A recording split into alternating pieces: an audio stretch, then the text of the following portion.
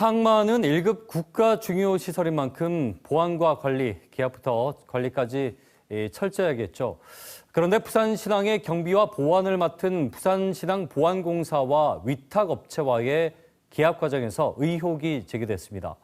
특정 업체에 유리하게 입찰했다는 건데요. 어떤 문제가 있는지 연속 보도로 짚어봅니다. 먼저 강혜슬 기자가 보도합니다.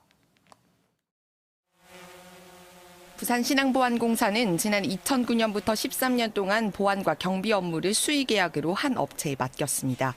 그러다 2020년 12월 신항보안공사 이사회에서 특혜 시비가 나온 뒤 지난해 말에야 경쟁 입찰로 바꿨습니다.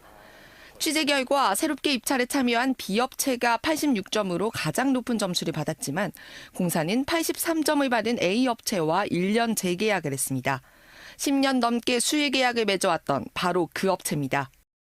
입찰 규정에는 단독 입찰 업체의 심사평점이 90점 미만인 경우에는 재입찰을 하게 돼 있지만 경쟁 입찰은 규정이 따로 없어 재입찰할 이유가 없다고 밝혔습니다. 하지만 업계에선 전례가 없는 일이라는 얘기가 나옵니다. 무조건 다시 재입찰을 하죠. 그리고 하더라도 기존 업체도 80점 미만이면 한 달, 두 달 연장을 할 수는 있어요.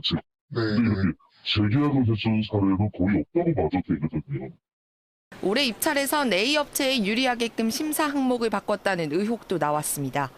지난해 A업체가 10점가량 감점을 받은 부채 비율과 순이익 등을 평가하는 경영평가 항목이 신용평가기관의 신용평가 등급으로 바뀌었고 경영평가 항목에서 최저점을 받으면 총 18점을 감점하던 것을 5점 감점으로 배점도 변경했습니다.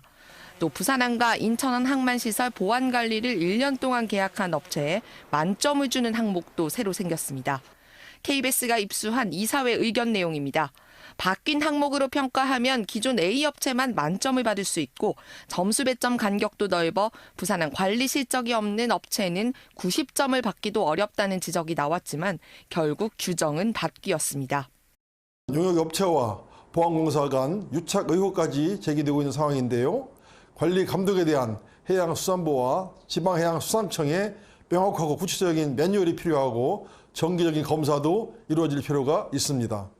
부산신항보안공사는 정관에 따라 최종 의사결정기구인 이사회 의결에 따라 진행했고 특정 업체의 유불리를 고려한 것이라는 의혹 제기는 터무니없는 억측이라는 입장을 밝혔습니다. 이렇게 지난 10년 넘는 기간 동안 A업체의 계약 금액은 590억 원에 달합니다. KBS 뉴스 강예슬입니다.